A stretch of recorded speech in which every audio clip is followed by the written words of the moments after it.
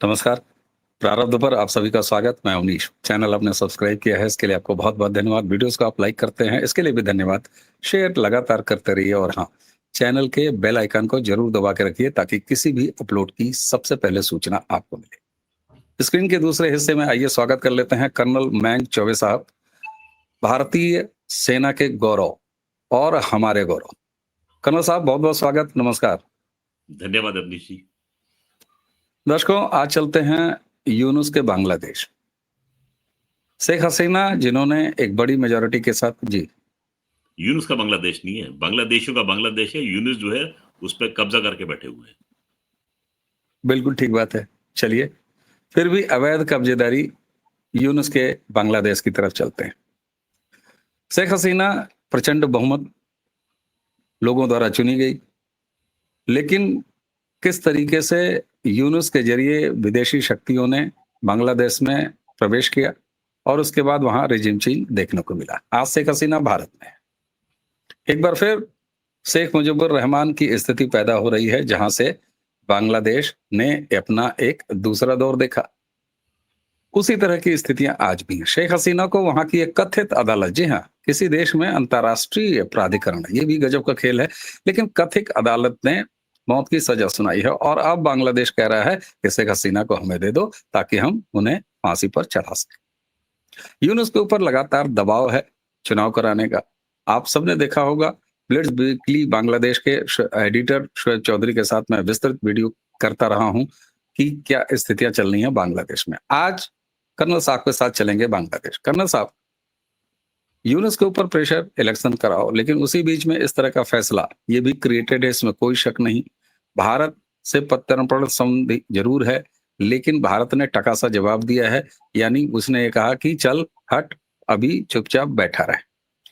सवाल ये होता है कि ये स्थितियां जो बांग्लादेश में हैं और उसके बाद जो कुछ भी फिर से खून खराबा शुरू हो गया है कथित छात्रों के नाम पर, इस्लामिक चरमपंथियों के उस कथित जेएनजे के जरिए यूनुस वहां सत्ता कब्जा, उसके बाद हमने हिंदुओं का नरसंहार वहां पर देखा, तमाम तरह की चीजें देखी। आज बांग्लादेश जिस बहाने पर खड़ा है, क्या आप मुस्कुराहट के साथ, मैं आपसे मुस्कुराते हुए सवाल पूछ रहा हूं, हम इतने मासूम हैं, भारत इतना मासूम है, ये सब कुछ हो रहा है और हम चुपचाप,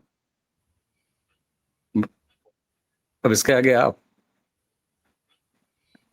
देखिए, हमारी स्टेटेड पॉलिसी है कि किसी भी देश में कुछ भी होता है, पड़ोसी देश हो या दूर का हो, वहां जो होता है वो उसका आंतरिक मामला है और भारत किसी भी देश के आंतरिक मामलों में हस्तक्षेप नहीं करता।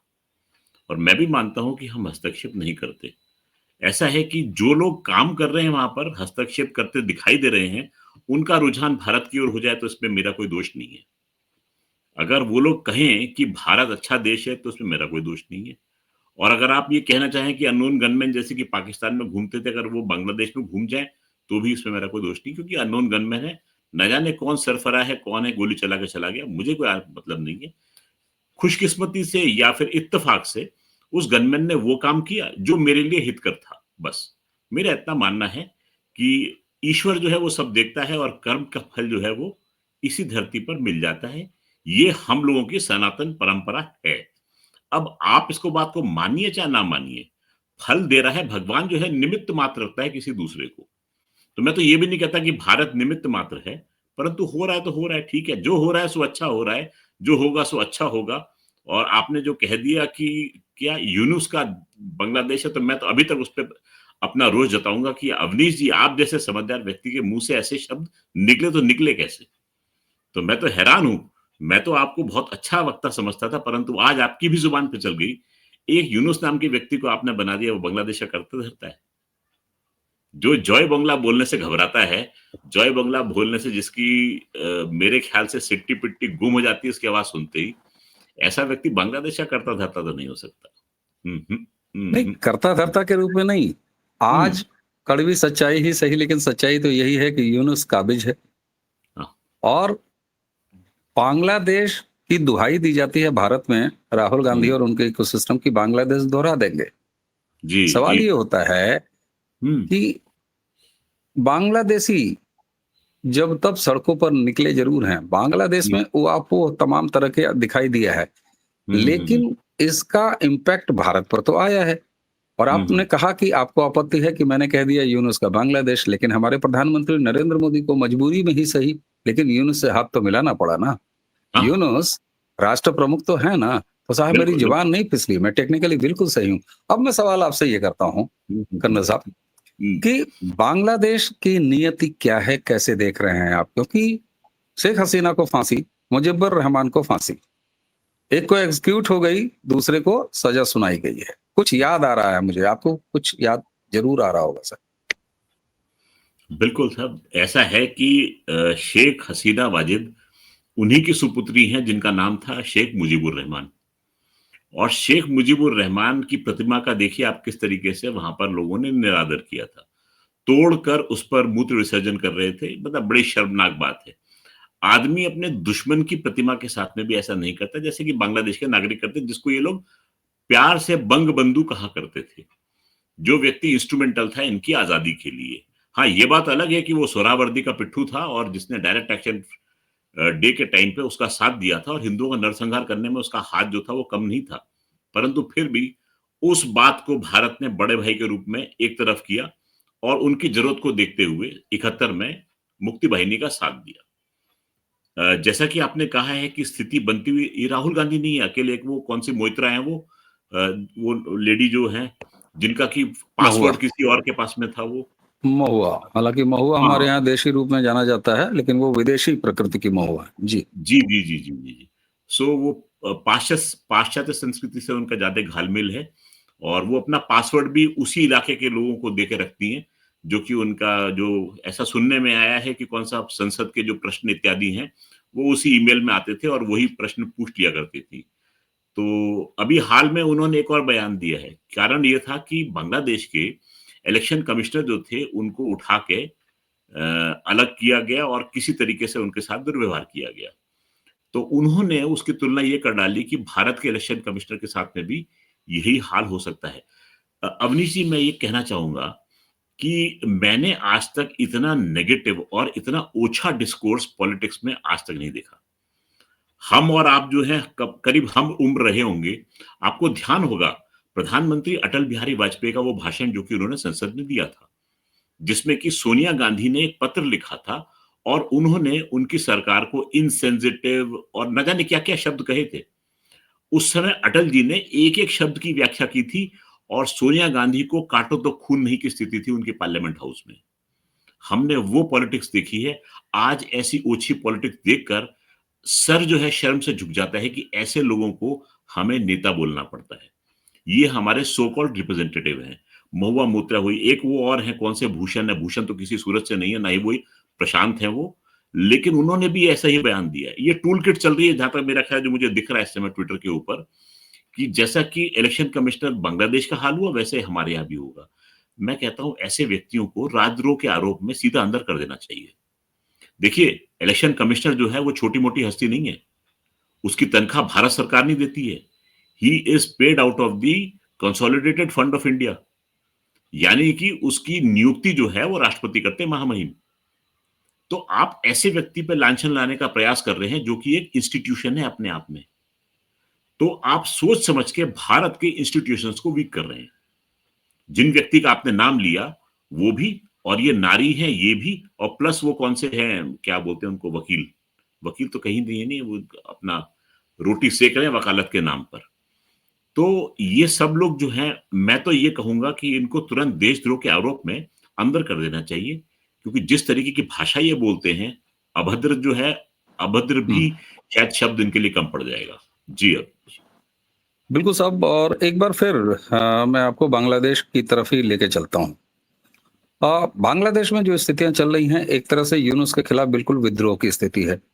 बांग्लादेश में यूनुस अवैध रूप से काबिज हैं, लेकिन उनके मिलिट्री चीफ, उनके साथ उनके डिफरेंसेस, हालांकि बीच में ऐसी भी कॉन्स्पिरेसी थ्योरी आई, उसमें कितनी सच्चाई है कितनी नहीं है, आपसे भी मेरी एक ऑफ द रिकॉर्ड बात हो रही थी, तो उसमें भी जरा वो एंगल बताइएगा। और आज बांग्लादेश में अवैध रूप से काबिज यूनुस, बांग्लादेश की सेना, और मैं राष्ट्रपति का जिक्र इसलिए करना चाहूंगा बांग्लादेश के, क्योंकि बांग्लादेश के राष्ट्रपति ने सेना और यूनुस के ऑफिस को चिट्ठी लिखी थी कुछ महीनों पहले, और उन्होंने ये कहा था कि शेख हसीना को पद से हटाए जाने या उनके रेजिग्नेशन से रिलेटेड कोई भी पेपर उनका प्रेसिडेंट्स नहीं है। ऑफिस में नहीं है। ये 3 बिंदु हैं। इन तीनों बिंदुओं के रूप में मतलब इनके घेरे में आप बांग्लादेश की आगे 10 दिन, 15 दिन, मैं कहता हूं 1 महीना, क्योंकि फरवरी, मार्च तक जो मेरी शोएब चौधरी से बात हो रही थी, उन्होंने आइडिया दिया था कि इलेक्शन के मोड में है। अब तो ऐसा लग रहा है कि इलेक्शन के मोड में नहीं है, उन्होंने एक नया ही वितंडा खड़ा किया है। कैसे देखते हैं बांग्लादेश का आगे आने वाला भविष्य कुछ महीनों में? चलिए मैं दायरा बढ़ा देता हूं। देखिए अवनीश जी, कल ही मेरी बात हो रही थी अभिषेक तिवारी के साथ में, और मैंने ये कहा था कि जयपुर डायलॉग जिसमें आप भी सम्मिलित हुए थे, वहां पर कदाचित कार्तिक गोर साहब को मैंने स्पर्श किया था, और वो जो है वो प्रिडिक्शन करते हैं वो।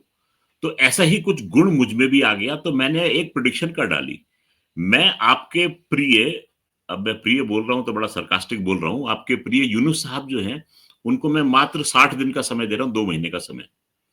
इलेक्शन से पहले-पहले जो डेट उन्होंने मुकर्रर की है, वो प्रस्थान करना चाहेंगे किसी भी पाश्चात्य देश की। बेल्जियम के साथ में उनकी बातचीत हुई है, तो जहां तक मेरा अनुमान है वो बेल्जियम की तरफ भागना चाहेंगे। तो ये मेरा अनुमान है। अब आपने नाम लिए इन 3 लोगों के, देखिए आप 5 अगस्त 2024 के दिन को याद करिएगा। उस समय शेख हसीना वाजिद को चीफ बताते हैं, आर्मी के चीफ, कि भई आपके खिलाफ भीड़ आ रही है, और भीड़ जो है यहाँ से मात्र 1 घंटे की दूरी पर रह गई है। उनके लिए आनन-फानन में हेलीकॉप्टर का प्रबंध होता है, हेलीकॉप्टर टेक ऑफ करता है, वो भारत की सीमा में प्रविष्ट होता है, शायद त्रिपुरा में लैंड भी करता है, और वहां पर से एक फिक्स्ड विंग एयरक्राफ्ट लगता है और उनको उठा के लेकर आके हिंडन एयरबेस में उतारता है। तो इन सब चीजों में देख के ये लगा कि जो आर्मी चीफ हैं वो एक कजन हैं शेख हसीना वाजिद के, इसीलिए उन्होंने ये सॉफ्ट कॉर्नर रख के ये काम किया और उनको वहां से बाहर निकलने में मदद की। परंतु उसके बाद में अभी कुछ महीने पहले एक किताब शाया होती है। किताब का नाम होता है इंशाअल्लाह बांग्लादेश। इंशाअल्लाह बांग्लादेश में ये कहा जाता है कि ये व्यक्ति जो हैं, इनका संबंध सीआईए के साथ में है, और सीआईए के कहने पर इन्होंने शेख हसीना वाजिद को वहां से तुरंत निकाला है, जिससे कि बड़े आराम से सत्ता परिवर्तन हो सके, खून खराबा ना हो, कोई रेजिस्टेंस ना हो। तो ये शेख हसीना के भी कॉन्फिडेंट बने रहे और ये यूनुस के भी कॉन्फिडेंट बने रहे, यानी कि इधर भी उन्होंने रोटी खाई, इधर भी माल खाया, और अपनी उन्होंने गद्दी बचा ली। रही राष्ट्रपति की बात, तो राष्ट्रपति जो हैं वो एक रबर स्टैंप मात्र हैं। हाँ, जो उन्होंने कहा है वो उसके लिए थोड़ा-सा इम्पोर्टेंस दिया जा सकता है, परंतु उसकी इम्पोर्टेंस जो है वो इतनी है कि समुद्र में थोड़ी-सी मिश्री अगर आप घोल के उसको मीठा करना चाहेंगे, तो उतनी इनकी इम्पोर्टेंस इस समय राजनीति में बांग्लादेश की तो इस समय इतनी ही इम्पोर्टेंस है। परंतु यूनुस साहब ने जो इस समय छेड़ी है चीज़, देखिए सबसे पहले उन्होंने ये यूएन ह्यूमन राइट्स कमीशन का वो गठन करवाया, 15 अगस्त तक की उसको डेट दी। उसके बाद में उन्होंने दिखाया कि उसमें शेख हसीना वाजिद ने इनह्यूमन कृत्य किए थे, लोगों पे गोली चलाई थी, और इसलिए उनका ट्रायल होना चाहिए। और इसने रिपोर्ट ने वो बात कही। अवामी लीग ने अपना एक रिबटल निकाला, वो 450 पौने 500 पेज का रिबटल था। उस चीज को दरकिनार करके इन्होंने एक इंटरनेशनल ट्रिब्यूनल का गठन किया। इंटरनेशनल नाम का था, उसको हेड जो कर रहे थे वो खुद इनके अपने घर के प्यादे थे, और ट्राइब्यूनल ने इनको मौत की सजा दे दी, और कंकरेंट कई इनको वो भी दिए, क्या बोलते हैं उसको, उम्र कैद की सजा भी दी 3। इनके साथ में कई लोग थे, उनको भी भिन्न भिन्न प्रकार की सजाएं इन्होंने सुना दी आनन फानन में। और ये कहा गया कि इन्होंने गोली चलाई, ये किया, वो किया। तो जिसको शेख हसीना वाजिद ने कहा है कि ये जो है ये मर्डरस ट्राइब्यूनल था, इसका इरादा ही लोगों को मौत की घाट पर उतारना था। बड़ी इंटरेस्टिंग बात ये थी कि सन 73 के जो एक इनका गठन किया था ट्राइब्यूनल का, जो कि वॉर क्राइम को देखने के लिए बना था।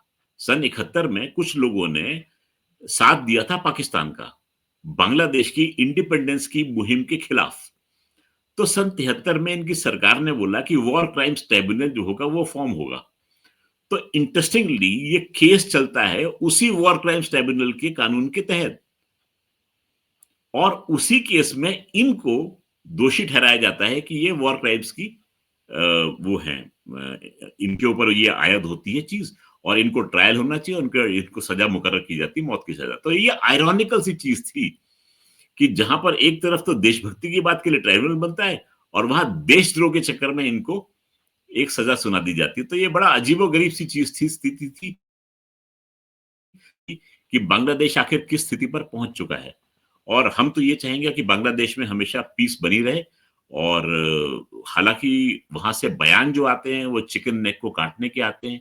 मेरा मानना तो ये है कि भाई साहब, चिकन नेक तो बहुत बाद में है। आपका जो नॉनवेज खाने वाले हैं वो चिकन ब्रेस्ट को बड़े शौक से खाते हैं। तो अगर इन्होंने नेक की बात करने की कोशिश की तो भारत में नॉन वेजिटेरियन लोग बहुत हैं और वो चिकन ब्रेस्ट को खाना चाहेंगे। तो बांग्लादेश के लोग इस मेरी बात को अच्छे से समझ लें कि चिकन नेक की धमकी हमें ना दिया करें। हम जो है वो चिकन के लेग्स भी पसंद करते हैं और चिकन का ब्रेस्ट भी पसंद करते हैं। हालांकि मैं जो हूँ शुद्ध शाकाहारी हूँ, परंतु भारत में ऐसे बहुत लोग इस चीज का रसपान करना अवश्य चाहेंगे। ठीक है, आप शाकाहारी हैं तो मैं तो ये कहूँगा छोड़िए चिकन नेक को, छोड़ देते हैं ब्रेस्ट को, और पूरी मुर्गी अगर हम अपने यहाँ वापस ले लें तो फिर अंडे भी देगी मुर्गी और हमारे यहाँ ठीक-ठाक चूज़े भी पैदा होंगे। तो बिल्कुल। हम तो ये भी सोचने को सोच सकते हैं। अच्छा, आरोप जो शेख हसीना पर लगाया उस कथित ट्रिब्यूनल ने, उसमें एक शब्द बड़ा मज़ेदार है जिसको मैं भारत में उठा के ले आऊँगा, और थोड़ा-सा चिकन नेक के बारे में भी और सीमा के बारे में भी आपसे बात ज़रूर होगी। रज़ाकार, एक शब्द है रज़ाकार। रज़ाकार यहाँ ओवैसी के खानदानों के बारे में कहा जाता है, और बांग्लादेश में रज़ाकार बहुत ही अपमानजनक टिप्पणी है। अगर जी। आपने बांग्लादेश में किसी को रज़ाकार कहा तो दरअसल हाँ, जब गाली है वो। 71 में पाकिस्तान के साथ जो कुछ भी हो रहा था बांग्लादेश में, तो जब बांग्लादेश में वो लोग जिन्होंने पाकिस्तान का साथ दिया था या दे रहे थे, उनको रज़ाकार कहा जाता है। शेख हसीना के ऊपर ये आरोप है कि उन्होंने जो ये छात्र आंदोलन, कथित छात्र आंदोलन जिसके बाद यूनुस काबिज हो जाता है गद्दी पर, उनको रज़ाकार कहा। तो ये भी एक आरोप है। लेकिन अब भारत में अब देखिए, रज़ाकार शब्द जब बोला जाता है तो ओवैसी उसके प्रतिनिधि दिखाई देते हैं, और उन्हीं रज़ाकारों ने जिन्होंने खानदान फूँक दिया था मल्लिकार्जुन खड़गे का, वो आज न जाने किस तरह की भाषा बोलते हैं।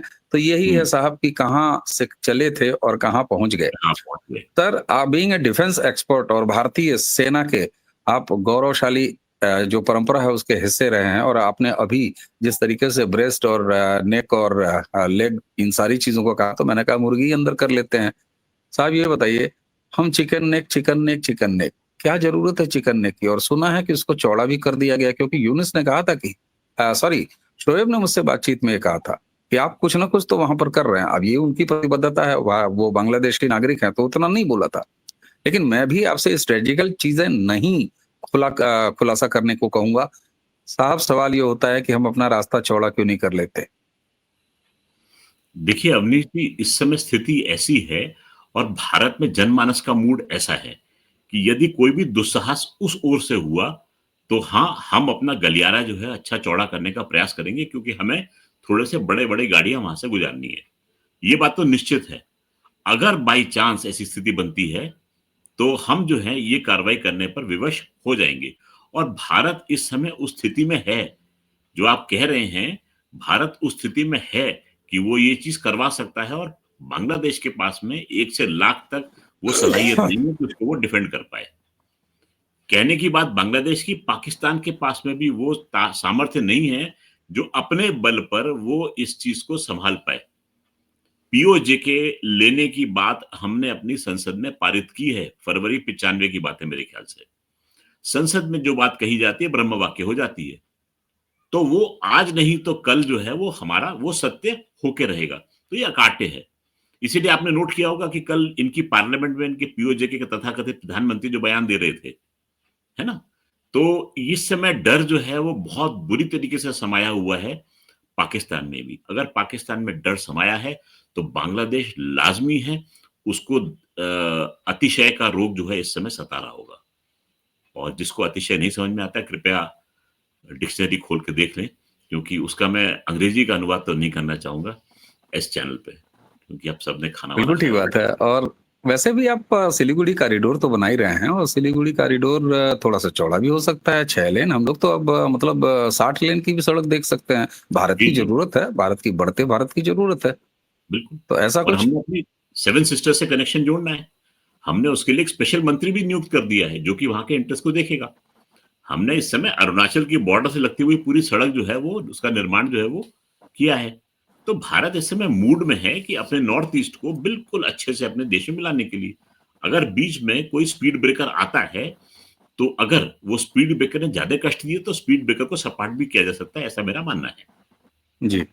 अच्छा, एक चीज़ कर्नल साहब, यूनुस बांग्लादेश वाले वो पाकिस्तान के साथ जो है पींगे बढ़ा रहे थे, तो पाकिस्तान को तो छोड़ देते हैं, उनको तो जब आप लोग चाहेंगे तब सिंदूर का टीका लगा देंगे उनके यथास्थान पर और वो दुरुस्त हो जाएँगे।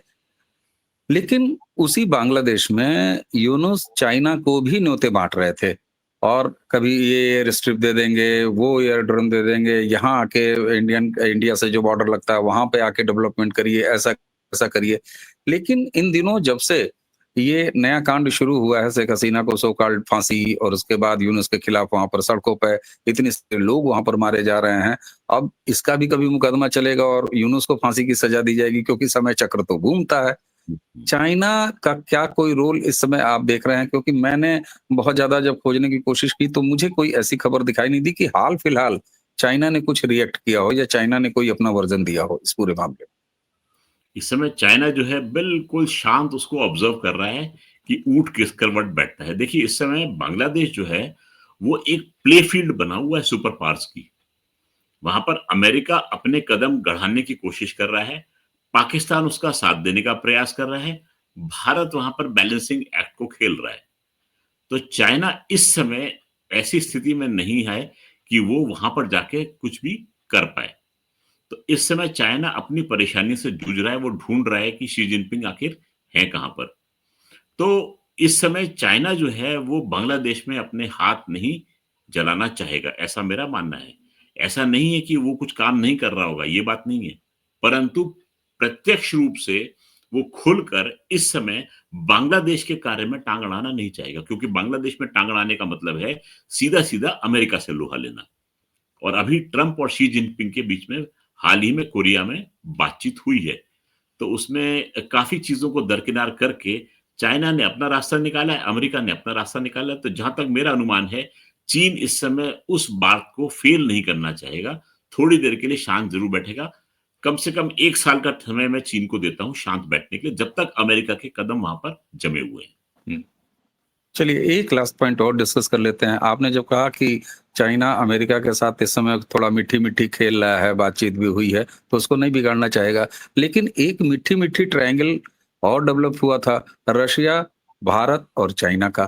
तो वो जो मीठी-मीठी ट्रायंगल है, जो कि एक तरफ दिखाई दे रहा था कि ट्रंप को बैलेंस करने के लिए या अमेरिका को न्यूट्रलाइज़ करने के लिए या उनका औकातीकरण करने के लिए वो काम था, तो वो उसी भर को था, समाप्त हो गया या वो मीठी-मीठी ट्रायंगल भी कुछ आगे चल रहा है और बांग्लादेश के लिहाज से उसका कोई रशिया को हटा देते हैं। इंडिया और यानी भारत और चाइना की जो मीठी-मीठी है उस ट्रायंगल से, उसका कोई यहाँ असर कि चाइना चुप है, चुपचाप देख रहा है? अवनीश जी, ये बात मैं आपके दर्शकों से कहना चाहूँगा कि आप ये ना भूलें कि भारत और चीन जो हैं, दोनों सिविलाइजेशनल कंट्रीज़ हैं। हमारे संबंध जो हैं, वो आज के नहीं हैं, सदियों पुराने चलते आ रहे हैं। हम वो देश नहीं हैं, जो कि 200 साल पहले आज़ाद हुए थे। तो हम जानते हैं कि अपने पड़ोसियों के साथ में किस प्रकार से रहते हैं। पड़ोसी चाहे कैसा भी सही, पर हमें पता है कि हम आपस में रिश्ते कैसे बनाते हैं। देखिए, चीन के साथ में बहुत कुछ हुआ, लेकिन क्या भारत और चीन के बीच में एक भी गोली चली? नहीं। हाथापाई हुई, बिना गोली चले लोगों के ने अपने प्राणों की आहुति दी है भारत की तरफ से और चीन के लोगों को समाप्त किया गया। गलवान जो है वो लेटेस्ट एग्ज़ाम्पल है। लेकिन हमने जो फैसला कर लिया गोली नहीं चलाएँगे तो नहीं चलाएँगे। पाकिस्तान जैसा जो टुच्चा मैं कहूँगा दुश्मन नहीं है। एक राहत इंदौरी का शेर मुझे याद आता है हाथ में खंजर नहीं आँखों में पानी चाहिए। ऐ खुदा दुश्मन भी मुझे खानदानी चाहिए। तो देखिए जब भारत बात करता है चीन के साथ में तो खानदानी दुश्मनी की बात करता है। पाकिस्तान के साथ दुश्मनी जो है ना वो टुच्चाई वाली दुश्मनी है पाकिस्तान की। तो दोनों में बहुत फ़र्क है। लोग बड़ा कंपेयर करते हैं इस चीज़ को। इसको कंपेयर ना करें ज़्यादा अच्छा है। सब कुछ होने के साथ-साथ हम दोनों देशों के बीच में ट्रेड बंद नहीं हुआ है। और भारत और चीन जो है एक-दूसरे के हाईएस्ट ट्रेडिंग पार्टनर्स में से गिने जाते हैं। तो हम जो है बड़ी सोच समझ कर कदम रखते हैं और उस कदम को उठाने में यदि उदर पीड़ा अमेरिका को हो तो हो, उसके लिए हम कुछ नहीं कर पाएँगे। अगर मोदी जी हंसकर शी जिनपिंग के साथ में हाथ मिलाते हैं, पुतिन के साथ में गलबैयां डालते हैं, तीनों मिलकर रेड कारपेट पे चलते हैं, और वो पाकिस्तान के सो कॉल्ड प्राइम मिनिस्टर जो थे, क्या नाम था, शहबाज शरीफ, वो खड़े होते हैं और उनको वो सलाम करने की कोशिश करते हैं, और तीनों जो है आगे बढ़ जाते हैं, ध्यान नहीं देते।